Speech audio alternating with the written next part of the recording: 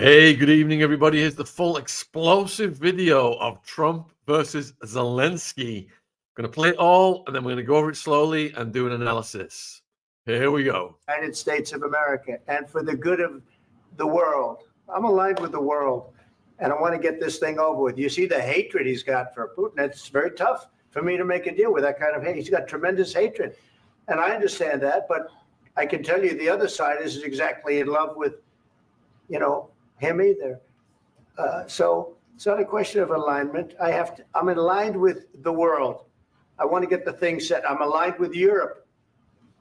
I want to see if we can get this thing done.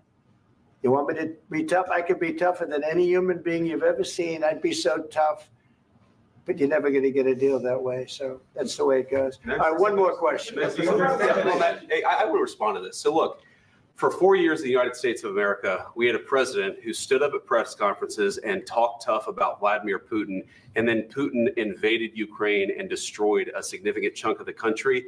The path to peace and the path to prosperity is maybe engaging in diplomacy. We tried the pathway of Joe Biden, of thumping our chest and pretending that the president of the United States' words mattered more than the president of the United States' actions. What makes America a good country is America engaging in diplomacy. That's what President Trump is doing. Can I ask you?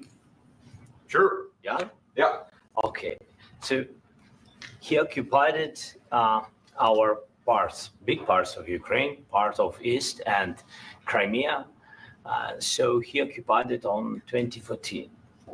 So during a lot of years, so I'm not speaking about just Biden, but those time was Obama, then President Obama, then President Trump, then President Biden, now President Trump, and God bless, now President Trump will stop him. But during 2014, nobody stopped him. He just occupied and took.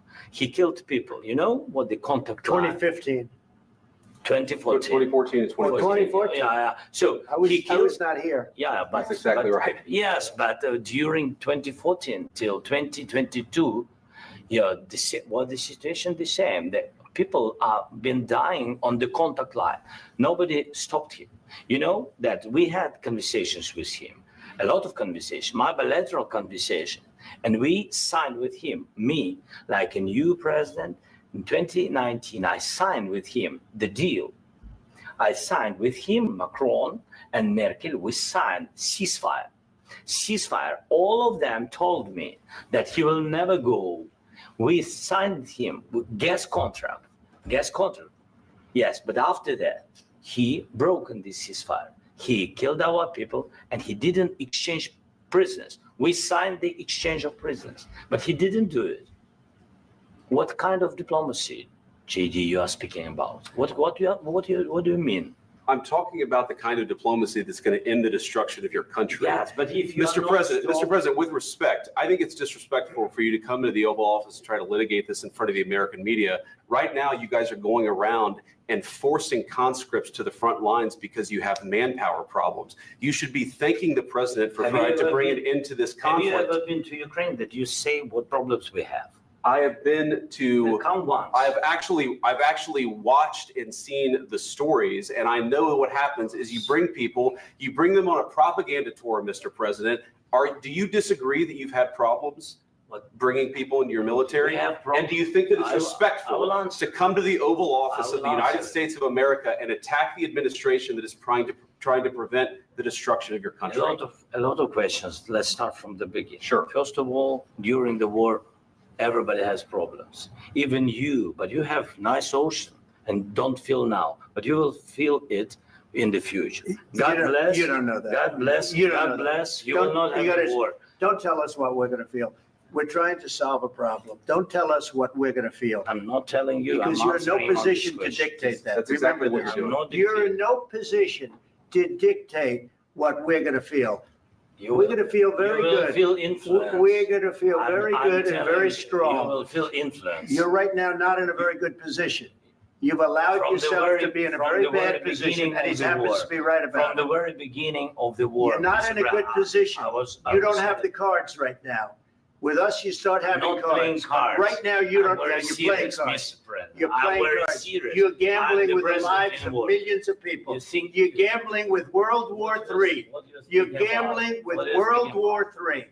And Yeah. what you're doing is very disrespectful to the country, this country. I'm That's with back all to you. respect to you. Far more than a lot of people said they should have. Have you said thank you once this A lot entire of meeting? times. No, in this Even entire meeting, today. have you said thank Even you? today. You went to Pennsylvania and campaigned for the opposition in October. Offer some words of appreciation for the What- United States what of are you America speaking about? and the president who's trying to save your country.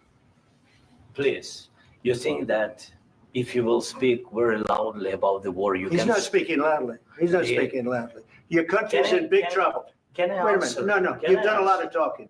Your country is in big trouble. I know. You're not I winning. know. You're not winning this. I, You have a damn We- good chance of we are coming out staying, okay because of Mr. us. President, we are staying in our country, staying strong from the very beginning of the war. We've been alone, and we are thankful. I said thanks You haven't in been this alone. cabinet, You and haven't not been only alone. in this We cabinet. gave you, through I this said stupid thank- president, $350 billion. You We voted gave for you your president. military equipment, You and you voted men for your are brave, president. but they had to use our military. What about If West? if you didn't have You our invited military me- equipment, You invited if me you to didn't speak have our military equipment, this war would have been over in 2 weeks. in 3 okay? days. I heard it from Putin. In 3 days, this is something Maybe new. less. In 2 weeks, of course, yes. It's going to be a very hard thing to do business like this. I Again, tell you. just say thank you. I Accept- said a lot of accept times that thank there- you accept to that- American people. Accept that there are disagreements, and let's go litigate those disagreements rather than trying to fight it out in the American media when you're wrong. We know that you're wrong. But you see, I think it's good for the American people to see what's going on. I understand, sir. I think it's I very understand. important. That's why I kept this going so long. You have to be thankful. You don't have the I'm cards. thankful. You're buried there. Your people are I dying. can tell you You're again, running I low know. on soldiers. Don't, Listen, don't please, you're running Mr. low President. on soldiers. It would be a damn good thing. Mr. And then President. then you tell us, I don't want a ceasefire. I don't want a ceasefire. I want to go and I wanted this. Look, if you could get a ceasefire right now, I tell you, you take it so the bullets stop flying and your men stop getting killed. Of course, we want to stop the war, But you're I saying said- you don't want a But I ceasefire. said to you, I want a with ceasefire guarantees. because you'll get a ceasefire faster than an agreement. Ask our people about ceasefire, what they think. That It wasn't doesn't with matter for me. you what. That what wasn't is- with me. It That was with wasn't you. a guy named Biden who was not a smart person. This That is was your- with, this that was is with your Obama. president. It was your president. Excuse me. That was with Obama, who gave you sheets and I gave you javelins. Yes. I gave you the javelins to take out all those tanks. Obama gave you sheets. In fact, the statement is Obama gave sheets and Trump gave javelins. You got to be more thankful because let me tell you, you don't have the cards. With us, you have the cards. But without us, you don't have any cards. One more question to Mr. Vice President. I'm sorry. It's going to be a tough deal to make because the attitudes have to change. What if Russia breaks ceasefire? What if Russia breaks peace talks? What do you do then? I understand that it's a heated conversation right now. What are you saying?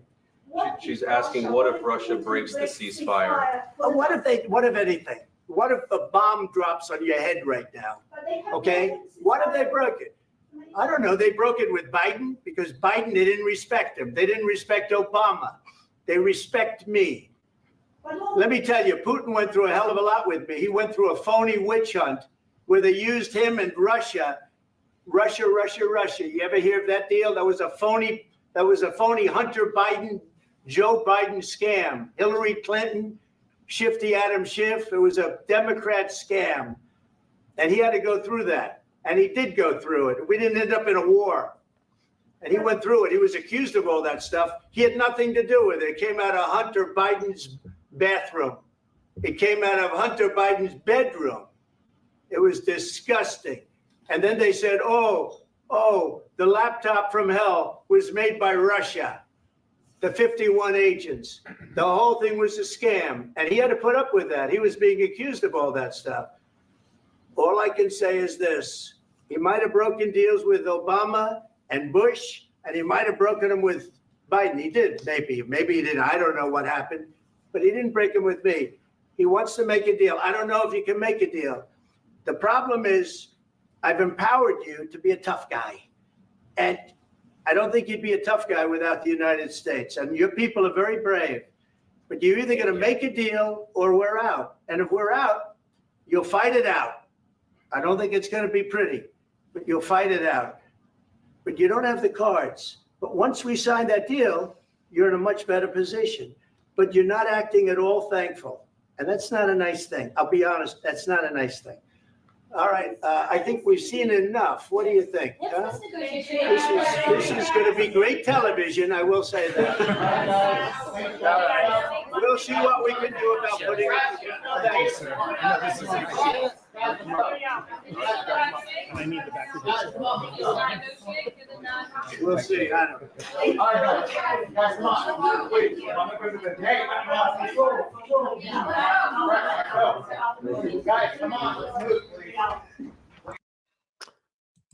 So, what did you make of that, guys? Wow, this is probably going to be the most talked about presidential press conference in the history of presidential press conferences. The last thing he mentioned then, dropping in the Clintons, Hunter Biden, out of Hunter Biden's bedroom. God, that was hilarious. So, whether you support Trump or not, let's just separate the policy from the president. He's trying to stop a war. And the only way this war has continued to be going is through the armaments from the West. We've got over 1 million dead now. Like he said, he saw them on the battlefields. And anyone who could stop a war, I believe, all these young people are dying. It's horrendous. I think that is a good policy. No matter what you think of Trump, I am against the mass murder of young people fighting battles for rich people who don't even leave their houses. It's disgusting. Now, someone has just talked about the Ukraine and the influence of the Bidens in Ukraine. So, early on, Zelensky mentioned the Crimea in 2013. Bear in mind, the Americans were already making the moves way back. If we go to 2014, that was when Devon Archer joined the Burisma Board of Directors in the spring of 2014 and was joined by Hunter Biden shortly thereafter. Hunter Biden joined the company as counsel, but after a meeting with Burisma owner Mykola Zakevsky in Lake Como, Italy, was elevated to the board of directors in the spring of 2014. Both Biden and Archer were each paid $1 million per year for their positions on the board of directors.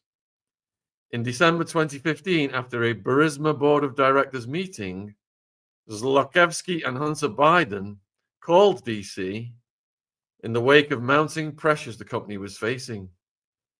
Zlotevsky was charged with bribing Ukrainian officials with $6 million in an attempt to delay or drop the investigation into his company. The total amount from Ukraine to the Biden family and their associates at that point was $6.5 million. Yeah. It doesn't end there, folks. Russia. November 14th, 2014, a Russian oligarch and Russia's richest woman, Yelena Baturina, wired a Rosemont Seneca entity $3.5 million. On March 11th, 2014, the wire was split up.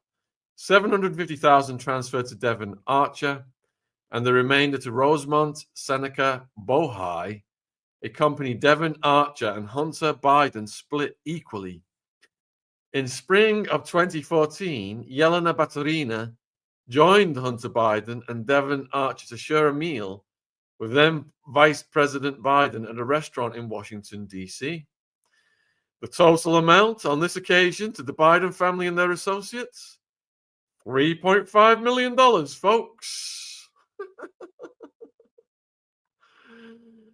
This is how it works.